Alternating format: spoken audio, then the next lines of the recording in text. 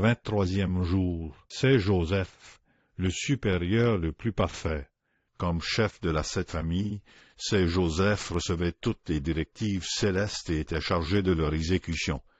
Les messages devaient être adressés non à Jésus ou Marie, mais à Saint Joseph, et c'est lui qui devait transmettre les ordres à sa famille divine, obtenant l'obéissance de Jésus et Marie. Ah, ça a une telle autorité extraordinaire. Une once d'orgueil aurait-il pu s'insinuer dans l'âme de Joseph? Aurait-il pu y éprouver de l'autosatisfaction? Oh, non. Quand Dieu accorde à une âme des grâces grandes et nombreuses, il l'humilie sous le poids de sa gloire, et l'âme n'y trouve que matière à une humilité plus profonde. Dans l'élévation de ces Joseph réside une belle leçon. Il était le guide, le supérieur de la première communauté. Bethléem et Nazareth furent les premiers couvents.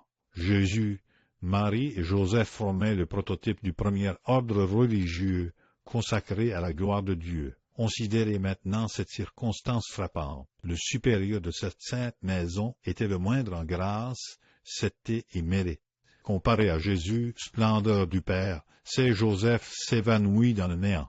Placé auprès de Marie, il n'est qu'une pâle étoile éclipsée par ce soleil de grâce et de sainteté. Pourtant, bien que le plus petit à tous égards, il détenait l'autorité et gouvernait.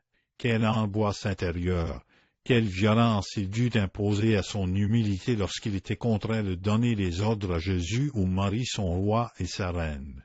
Moi, se disait-il peut-être, misérable que je suis, commandant à mes souverains maîtres. Mais il le faisait de bon cœur, car c'était la volonté explicite de Dieu. Devrions-nous devenir vaniteux parce que nous détenons l'autorité? Seuls les fous s'enhardiraient pour être supérieurs. Les premiers seront les derniers. Dans l'Écriture, annonçant l'âge d'or du christianisme, Dieu déclara: « Un petit enfant les conduira. » Cette profonde leçon doit être gravée dans tous ceux qui sont élevés au-dessus des autres afin qu'ils conservent une humilité appropriée. Dieu manifeste ainsi sa puissance et sa miséricorde.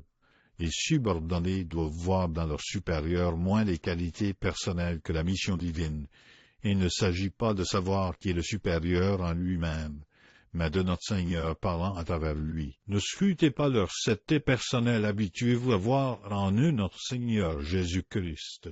Inspiration, Saint Joseph, apprenez-nous à traiter nos subordonnés comme vous avez traité l'enfant Jésus.